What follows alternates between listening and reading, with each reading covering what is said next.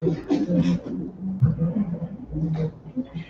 morning, Unity. Good morning. How was your 4th of July? And all of those missed barbecues and all of the missed parades.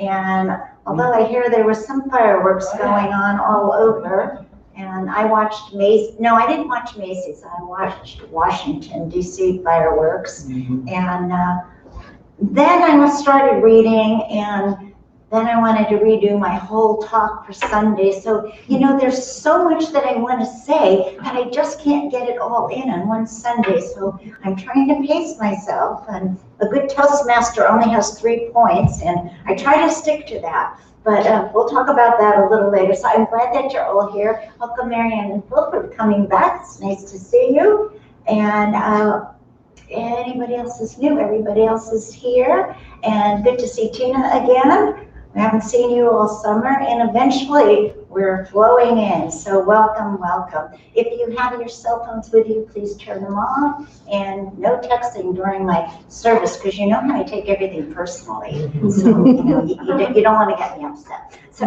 okay, all right. So we're going to start our service new today. We're going to start with our Flames of Faith lighting, and I've asked Diane Pauley, because she was our first one to try it, to lead us through it for this Sunday, and then next Sunday it will be for somebody else. So pay attention on how to do this.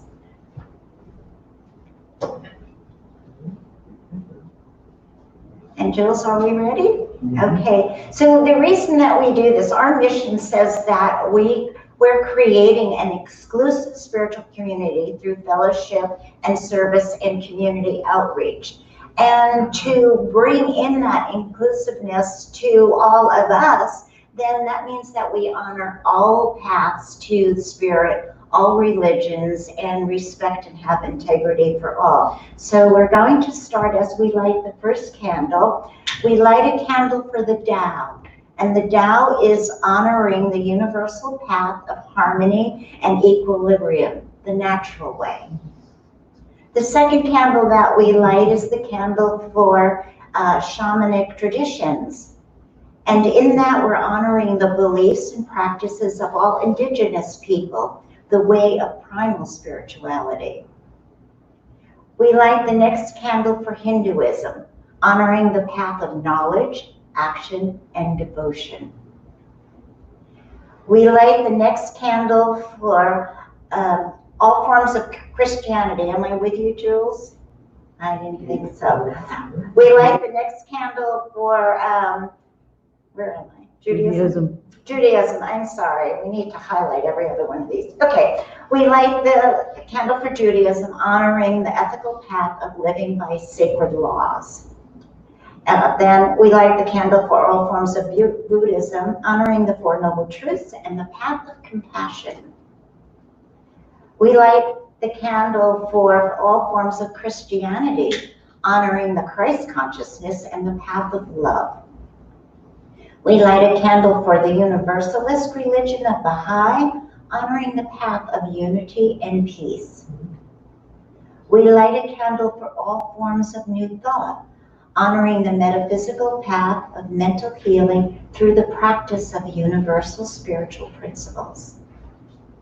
And the last candle that we light a candle for all those who are yet unaware of their power and the presence of Spirit in their lives, and for the space that we're holding for them at this center, and for all religions unnamed in this ceremony.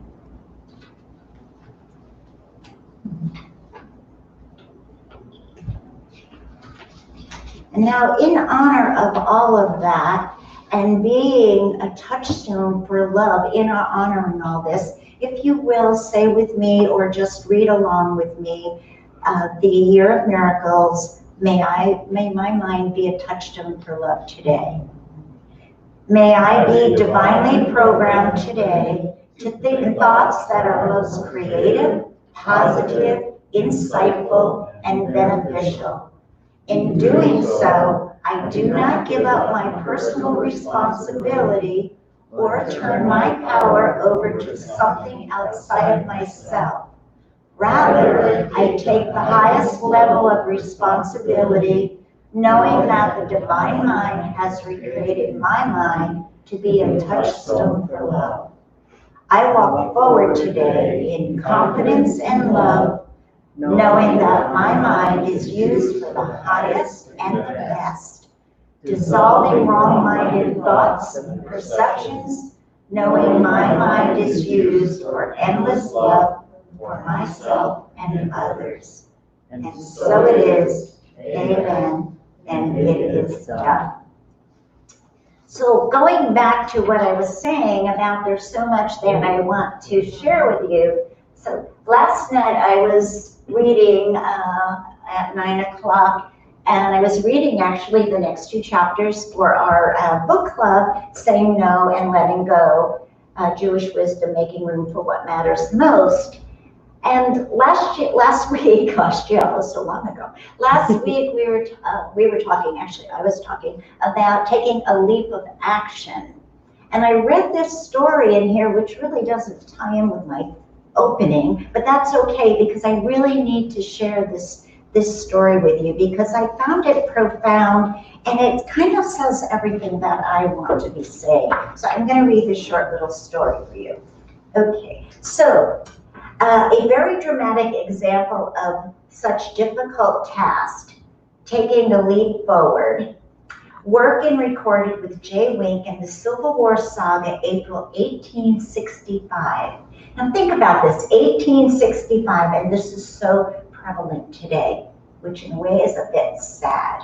So April 1865, the month that saved America. That was what the article was called. And in the late spring of 1805, the country was just beginning to heal.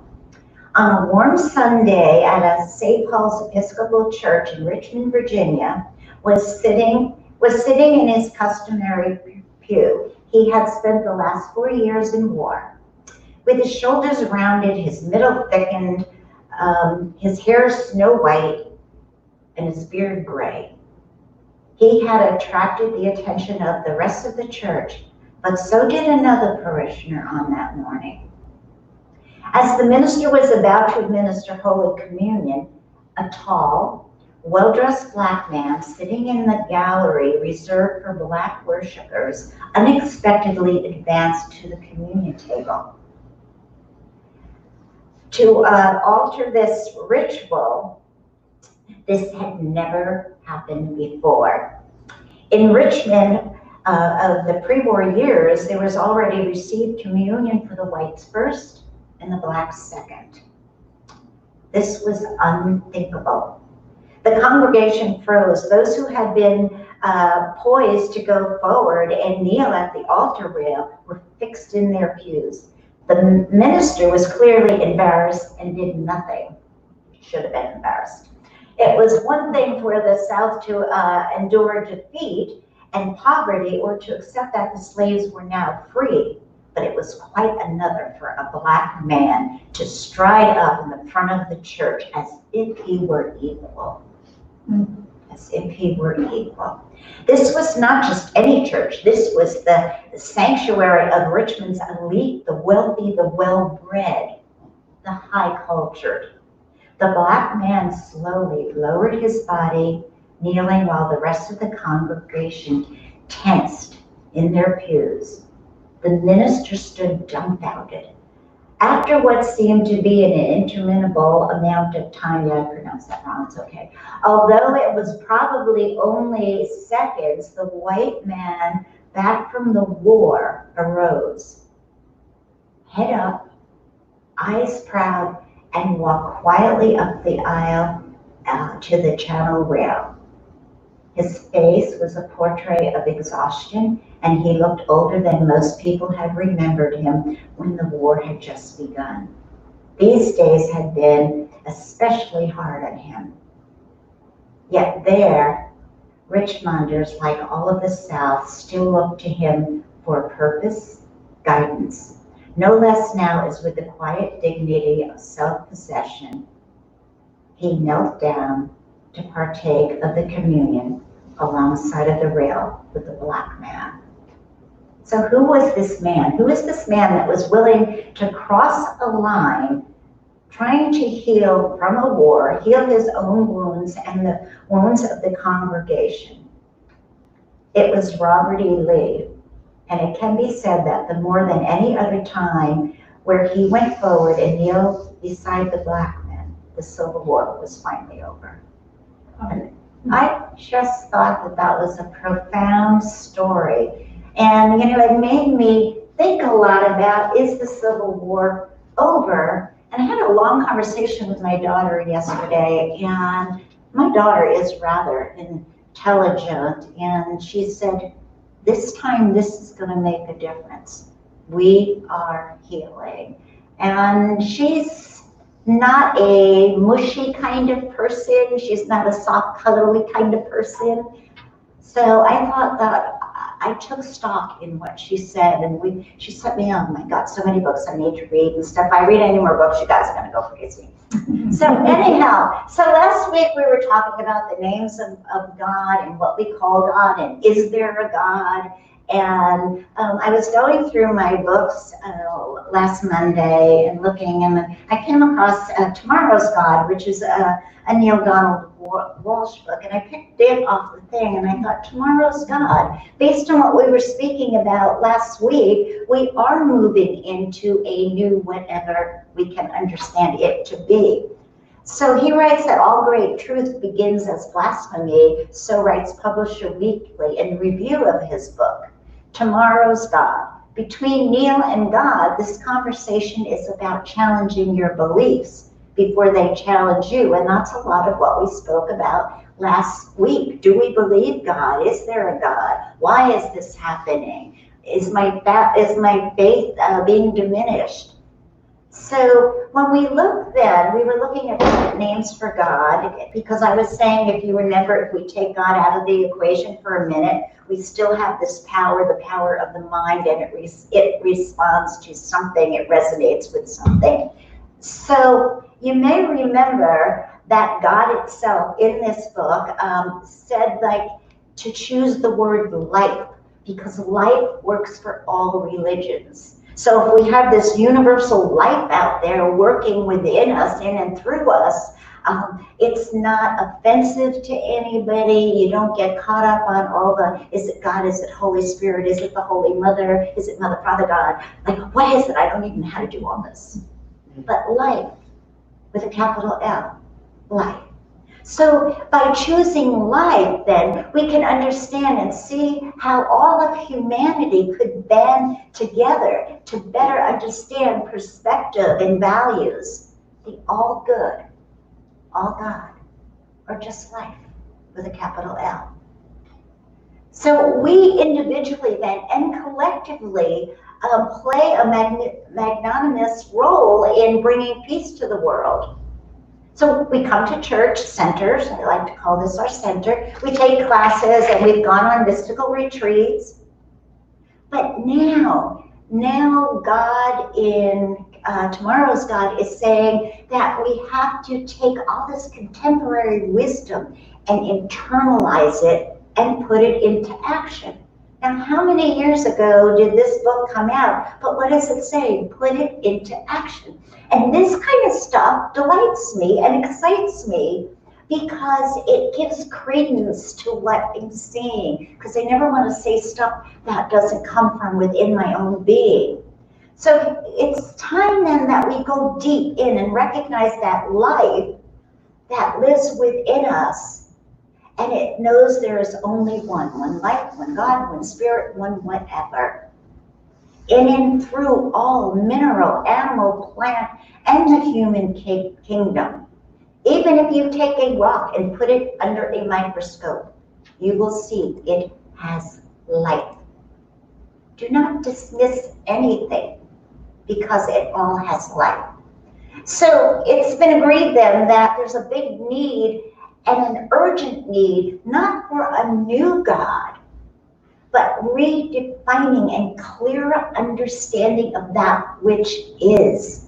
So if we can embrace that concept, and if we can experience God, we have to experience this rather than intellectualize. And many people in the New Thought movement intellectualize way too much and don't allow that connection from the head to the heart. And that's only 18 inches. And that's what we need to be doing. So now listen to this exact statement. When I take out the word God and put in life with a capital L, what I just said before, big need and urgent. It has been agreed that there is a big need, an urgent need for not a new life, but for redefining and clearing and understanding that which is. See, that's not a threatening thing. That's not a threatening statement. We will then experience life rather than intellectualizing it. Do you see how non-threatening that is? How different? But it means the same exact thing. And next week we're going to talk about who and what is unity, and we're going to tie all of this together so that you don't come to me and say, someone asked me what unity is and I don't know what to say. It's like, oh my God, I'm not doing my job, so I'll do my job next week. We'll get there. So from this book then, and something that I really believe is Neale is asking God why he cannot produce results in peace and joy. And here is the reply. Because the God in whom you believe isn't real. The God whom you believe is made up. The God you created out of thin air has nothing to do with ultimate reality. And in this teaching, in New Thought teaching, we say that ultimate reality is God, and God is all there is. We teach it, but do we get it? Do we get it? The ultimate reality, all that is life or God. So what I believe then is to understand we must paint a new picture. Paint a new picture in your mind. Those of you who know me well know that my God is purple. My God is purple. When I meditate and start to really go within, then this unbelievable billowing from way out there, purple, starts coming in. And as it's coming in, it takes the form of very antiquated faces, and neither male nor female, by the way. And then as it's going there, more is coming in like this, and it's the most magical, mystical thing that can happen. I'd love to say that it happens every day, but it doesn't. I have to really, meditation really let go on that. So what in your mind's eye is your God? What does God bring to you? What does life bring to you? What does the Holy Spirit bring to you? What is that image? So there's a new vision then for tomorrow's God or life. It could be we just wrap our hearts and minds around it. In 20 minutes, I can't do justice to the concepts of what God are, but I can tell you what they are. And through that, maybe you can grasp one or two that clicks for you, and then you can move with that during the week. I want you to be able to take away and think all week about what we're talking about in here. So tomorrow's God does not require anyone to believe in God. We kind of talked about that last week, because what we're saying is no matter if you believe or not, how you use your mind, the universe always says yes. So whether you're saying this is my luck or this is fate, it's the power of your mind. And we'll talk a little bit about that later. 2, tomorrow's God is without gender, size, shape, or any characteristics of an individual to believe. How many of you believe that? Seriously. How many of you believe that God isn't the walking, talking guy in the sky? Almost all of you. Okay. Tomorrow's God talks with everyone all the time. Talks with you every day, all the time. We're never alone. And that's the greatest thing about it. Tomorrow's God is separate from nothing, but is everywhere present. God is everywhere present. All in all, the Alpha and the Omega, the beginning, the end, the sum total of everything that ever was is God. And tomorrow's God is ever changing. Why? Because we're ever changing. Change is constant. And tomorrow's God does not ask to be served. but is the servant of life. And we talked about that last week. What is the question? What can God do for me, or what do I do for God? How do I serve God? And tomorrow's God is today's God, is yesterday's God, is unconditionally loving, non-judgmental, non-condemning, and non-punishing. And I think that was one of the biggest things for me when I moved into New Thought, because I grew up with that horrible punishing God, and everything I did, God was punishing me and all of that. And when I went to a New Thought church and found out that God held nothing against me and God wasn't punishing, I was like, I'm saved, you know, and hallelujah. But it was freeing. I don't know about you guys, but that's freeing when we can take all of that guilt and emotion that we've stuck down and say, oh, okay, thanks God, I'm on my way. Okay. So this is an incredible description of divine. As we break it down, we see what it really is. It's about taking ownership. And I was thinking about that in terms of the center. So, you know, I think it's Van Horn cars, and on the people that on them it says company employed or employed company or something. They own stock in the company or whatever. And I was thinking about that ownership. So when they go to work, they're not just working for someone, they're working for themselves. And I was thinking about that in regards to the congregation, and how that those that take ownership are more involved and step up more and support us more. And so how do we as a group make people welcome and have them become a part of the family we own? We have ownership here. And I was speaking with somebody yesterday at length from our congregation, and one of the things that this person said was, all of a sudden, nobody talked to me anymore. And, you know, I had to think, and I was just listening, which is getting to be one of my better skills, thank God.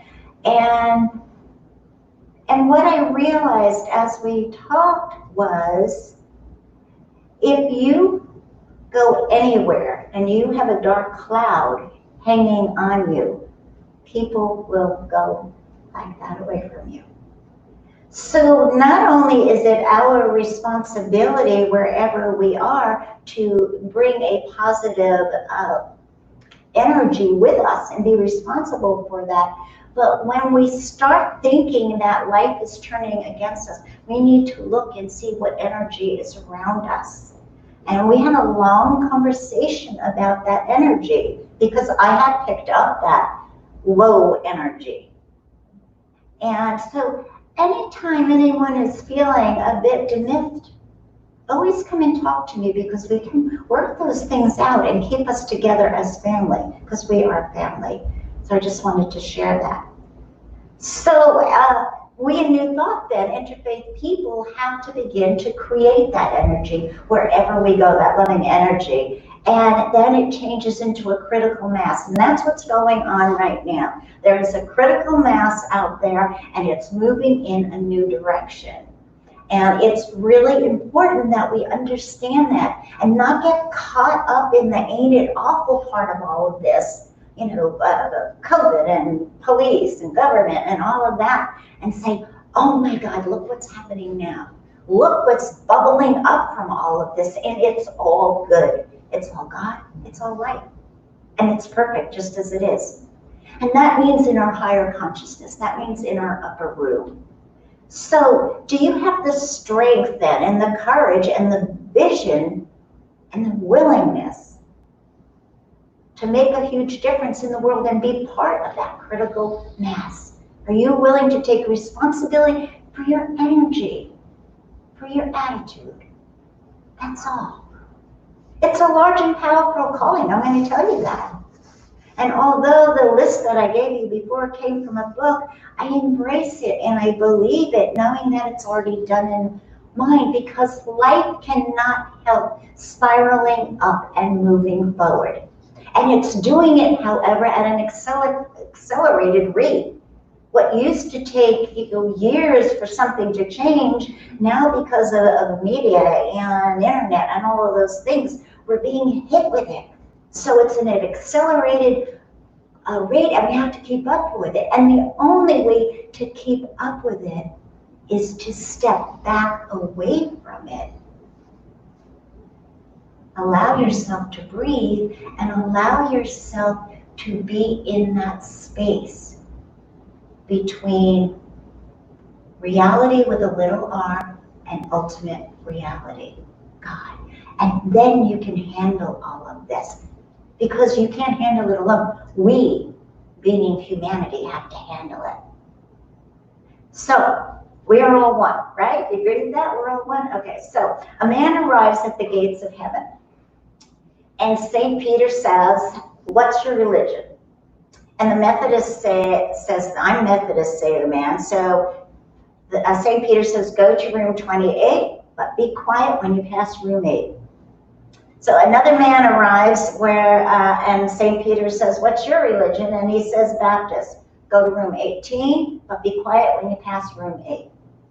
The third man comes, "What is your religion?" "Jewish." "Go to room 11, be quiet when you pass room 8. So the man says to St. Peter, "I understand the different rooms for the different religions, but why do we have to keep quiet when we pass room 8? Because the Jehovah's Witnesses are in that room and they think they're the only ones." So the belief that we must dispel of all religion is, including this teaching, is our way is not the only way. Every single, and this is why we have these candles lit, every single person has a right to choose the path that they want to reach their Creator, as long as it doesn't harm themselves or another human being. And that's an important caveat there. So let's look at tomorrow's God, a couple of the steps at a time. Tomorrow's God does not require anyone to believe in God. This is not as threatening as it sounds. It merely means it's time to let go of the old and bring in the new. That's all. We, the human race, have the propensity for self-destruction. We need to stop that. We need to stop that. I need to stop that. So we're indeed created by our Creator, and that is the same as we're created by life itself, life with a capital L. Tomorrow's God is without gender. We pretty much agree with that. This is one easy one, and may we accept. However, I will tell you, it's hard even when you believe it and when you understand it. And I'll give you an example. Say that I'm having this perfect day at home, and then I hit my thumb with a hammer. And you all have done that, or most of you, and that hurts, right? So the child in me will still come out and say, "But God, I was having a great day. I didn't do anything wrong. Why did I get hurt?" So it's hard to displace that man in the sky with the book and keeping charge of all our things. So you gotta like crack yourself up and get over it and say, "Okay, Aubrey, you're a minister. What is it that you believe?" So do you understand what I'm saying? But yeah, so we know this. So there's this life force, and it creates this source of energy, and it's the ultimate reality. It's just the ultimate reality. And tomorrow's God talks with everyone. Again, there's nothing new to us about that. As we slow down and we begin to experience life, we will find life shows us many ways. This is the experience of God. The experience of God. Yesterday I was journaling, and towards the end of journaling, it crossed my mind that hadn't heard from my daughter in maybe 10 days, and it just sort of floated through my mind. I would like my daughter to call, and I was putting all the journaling stuff back in the little basket it goes in, and the phone rang, and it was my daughter. That's experiencing God. Those are things that we don't look at as miracles. But see, we want the sky to open, and we want God to come billowing down. Scare the hell out of us, wouldn't it? But and God, Brenda and Dirk aren't here today, and I'm missing my laughter guy. But we miss the little experiences. They're on vacation. We miss that, and those are blessings. Those are miracles. Don't discount the small. Don't discount the small. God never stops speaking with us. We just have stopped listening. We stopped listening. And tomorrow's God is separate from nothing, but is everywhere present, all in all, the Alpha and Omega. We all know that. So the point is, we too have such a limited understanding of this thing called life. Because the wisest man alive can't really explain it.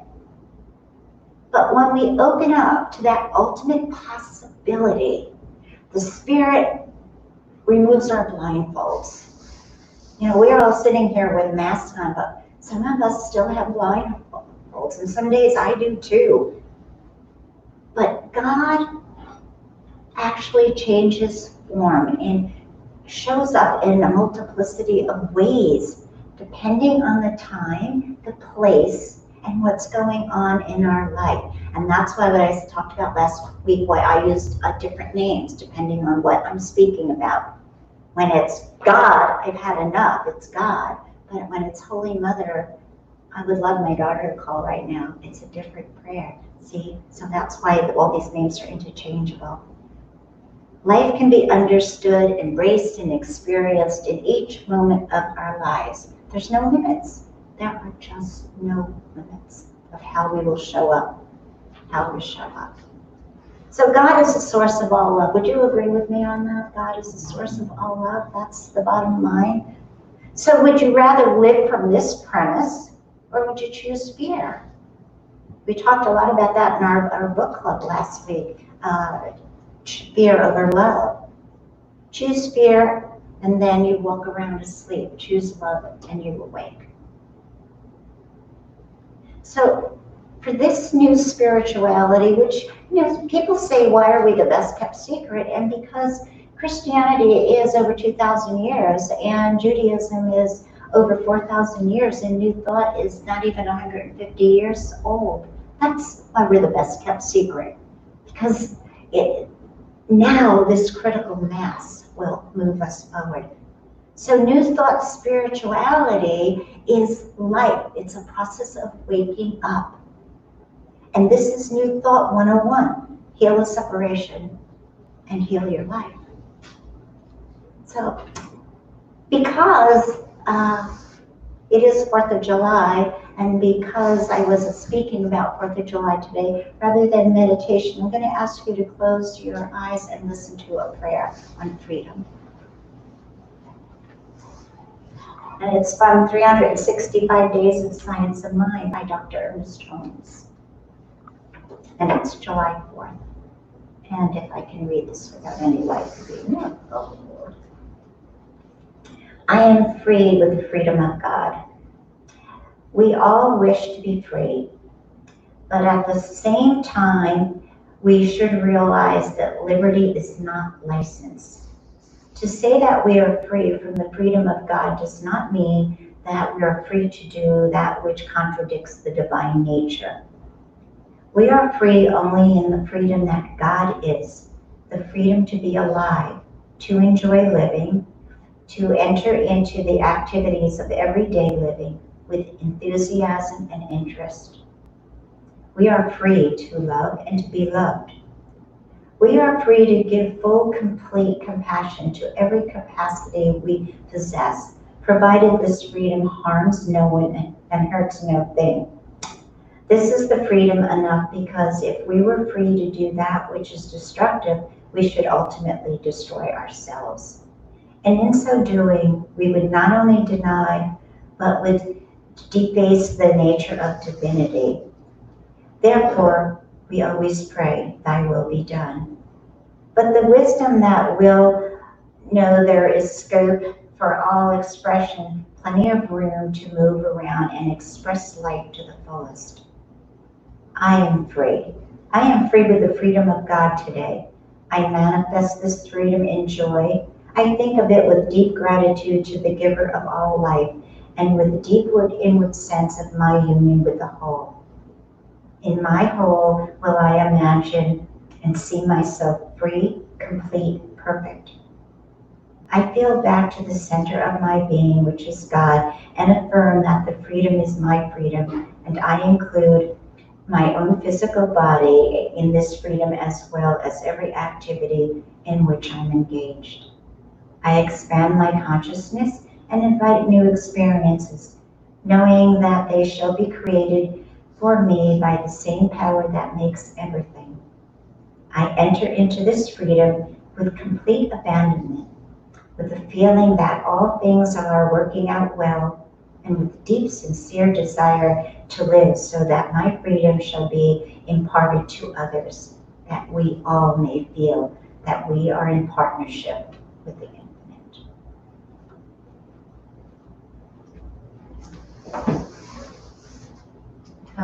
I just thought that was befitting, and it was one of my late reads again last night. So anyhow, welcome back to all of you. And moving on, we will move on to our virtual offering. Don't forget, the basket is in the back of the center, and as you come in or as you go out, you may put your love offering or tithes in there. So if you would do the operatory prayer with me.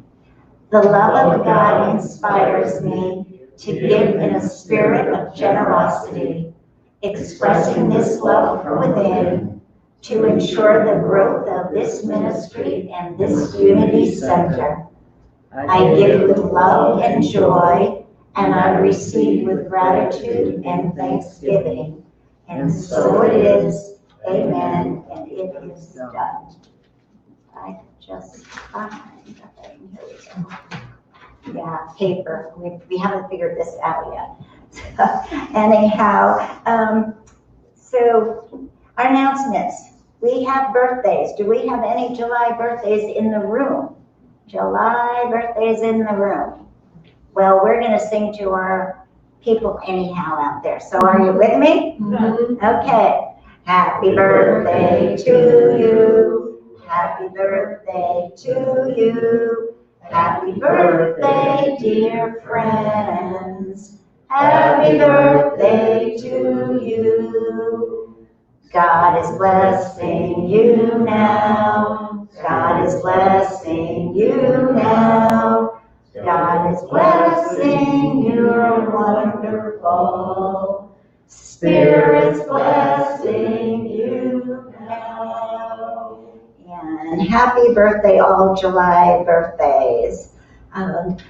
Our announcements for today are, thank you first of all for all of your donations, for supporting. Things are coming in the mail, things are coming in PayPal, things are coming in at the door in cash and checks, and all is welcome, and thank you so very much. So, and thank you to our volunteers today, Sandy Alexander, Tina Bosch, and our PowerPoint person was Tom Clever. Thank you. And as you know, this could not all happen, and especially cannot happen with our Jules on live streaming. So thank you to all our volunteers today. And why do you keep your name like that? Okay. I'm shy. So virtual silent auction. Okay, how many of you are reading Great Happenings? It's happening now. Happening now. Okay, we need to be doing that because there's a lot of information going out. And if you're not getting it, please let Jules know, and she will get you onto the list. The silent auction. So obviously, you know, we're going to have a big auction. We couldn't have a big auction. And then we said, what do we do with all of this stuff? And then the boss of auction lady over there, Renee, said, let's do a virtual. And she and Jules put that together in, I think, 5 minutes. So what's happening is for 2 weeks. So right now, before you leave, please check out the first 4, which are over on the, what do you call that thing? Baker's rack thing. Okay. And look at that, and there's a thing there to write down what your auction items are. And then it's also online, and then with Jotform, you just fill out. Jill's already done one, and a couple of other people. Thank you. You were the first one, Jill. Thank you. And so what you have to do is check every other day. Jules is sending out an update. So if somebody's outbid you, you will know, and then you can bid again. And then at the end of 2 weeks, close that door down, and whoever has the highest bids get the place. If I could plug in, there's a tie. If there's a tie, one of you or both of you are gonna have to rebid again.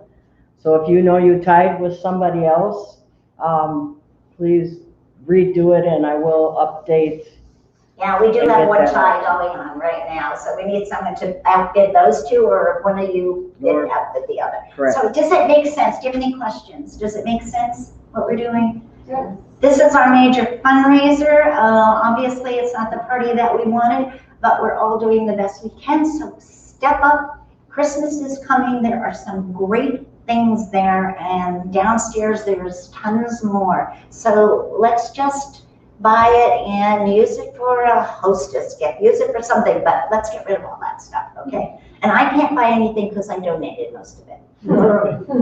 But anyhow, that's not gonna happen next year because my friend Lynn died, who sent me all this stuff now, so my thing is running out.